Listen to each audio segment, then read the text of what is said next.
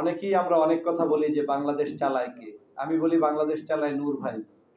এই কথাটা বলার পরে আপনাদের মধ্যে একটু নতুন কোশ্চেন আসতে পারে যে ভিপি নুরুল হক নূর তাহলে বাংলাদেশটা কিভাবে চালায়। যদি একটু বলি তাহলে আপনার বিশ্লেষণটা খুব আপনার কাছে একটু ভিন্নভাবেই চিন্তার জগৎটা খোরাকটা খুলে দিবে। কেন বলছি এই কথা ভিপি নুরুল হক নূর বাংলাদেশ চালায়? আপনি দেখেন বাংলাদেশ সরকারের বর্তমান যারা উপদেষ্টা রয়েছেন তার মধ্যে আসিফ ভুইয়া, সজীব ভুইয়া, আমি নূর ভাইয়ের পিছনে তাদেরকে রাজনীতি করতে দেখেছি, মিছিল করতে দেখেছি।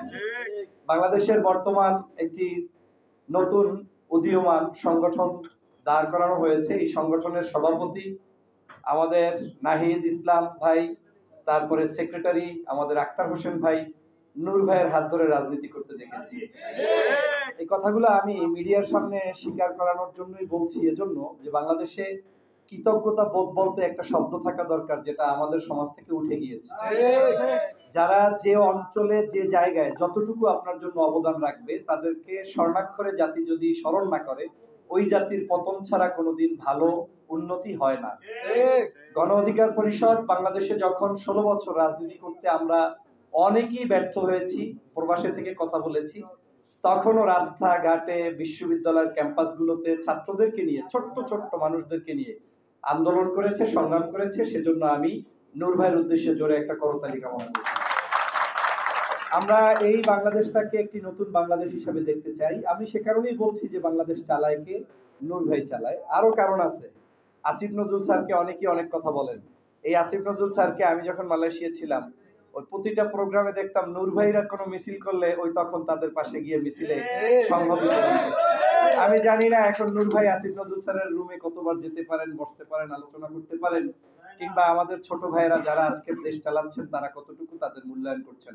তবে দেশবাসী আজ হোক কাল হোক এই যে কর্মকাণ্ডটি গণ অধিকার পরিষদের নেতা নুরুল হক নূর করেছেন, সেজন্য তাকে অবশ্যই সম্মান জানাবে এবং শ্রদ্ধা জানাবে। আমি চাই, আমি গণ অধিকার পরিষদের একজন পক্ষের লোক, আবার সমালোচকও। মাঝে মাঝে আপনাদের কিছু সমালোচনাও দেখবেন, তবে গণ অধিকার পরিষদকে ধ্বংসের লোক নয়। গণ অধিকার পরিষদকে চাই বাংলাদেশের টিকিয়ে রাখার জন্য, এজন্য যে গণ অধিকার পরিষদ বাংলাদেশের একজন নেতা ছাড়া যেমন একটা দল চলতে পারে না, এই অধিকার পরিষদটা প্রতিষ্ঠা হয়েছে রক্তের উপরে ভিত্তি করে, ঠিক কিনা? এবং আইএমএ জাহিলিয়াতের যে একটা চিত্র ছিল, সেটা ছিল গত 16 বছর শেখ হাসিনার কারণে। ওই শেখ হাসিনার রক্তচক্ষু উপেক্ষা করে আপনারা আন্দোলন করেছেন, সংগ্রাম করেছেন। অতএব আপনাদের মতো লোক সংসদে যাওয়া দরকার, আপনাদের মতো লোক দেশ পরিচালনা করা দরকার এবং নেতৃত্ব দেয়া দরকার। সমস্যাটা কোথায় জানেন? বর্জুয়া রাজনীতিতে যারা ভালো নেতা হতে চায়, নেতৃত্বের গুণ থাকে, তাদেরকে সাইড করা হয়। দেখবেন বাংলাদেশে একজন ভালো মানুষের পাশে আরেকজন ভালো মানুষ আসলে, মানে ধরেন এই লোক ভালো নেতৃত্ব দিতে পারে, কিন্তু তার পাশে ভালো উপদেষ্টা রাখবে না। কেন রাখবে না? ওই উপদেষ্টা কিছু দুষ্ট লোক হলেই ওই লোকটার দ্বারা দেশটাতে বিভিন্ন ধরনের আপনার মন মতো কিছু কাজ করানো যাবে। কিন্তু নূর ভাইরা সংসদে গেলে হবে যেটা, সেটা হচ্ছে ওনারা সংসদে প্রবেশ করলেই ওই যে কারো দল চাটবে না, ব্যক্তি পূজারি হবে না, দেশের জন্য লড়াই করতে গিয়ে শেখ হাসিনার কাছে যেরকম খারাপ হয়েছে, ভবিষ্যতেও খারাপ অন্যের কাছেও হবে, এই ভয়তে অনেকে স্থান দিতে চাবে না। সেই জায়গায় প্রবাসী অধিকার পরিষদের আপনারা যারা আছেন, আপনারা এই কাজগুলো এখন থেকেই সতর্কতার সাথে, দেশপ্রেমিক মানুষদের সাথে আপনাদের একটা মিল আছে, মিল রাখবেন। মনে রাখবেন, গণ অধিকার পরিষদের কোনো সাইনবোর্ডওয়ালা বন্ধুর দরকার নাই। একটা জায়গায় আপনার বন্ধুত্বের পরিচয় নিয়ে যদি সামনে চলতে পারেন, বাংলাদেশে আপনার পথ কেউ রুদ্ধ করতে পারবে না। সেটা হচ্ছে মানদণ্ডের সৎ, দেশপ্রেমিক, ধর্মপ্রেমিক, দেশের মানুষের জন্য যারা কথা বলে, কোনোদিন কারো কাছে নিজের মাথাকে নত করবে না, তারাই গণ অধিকারের বন্ধু থাকবে।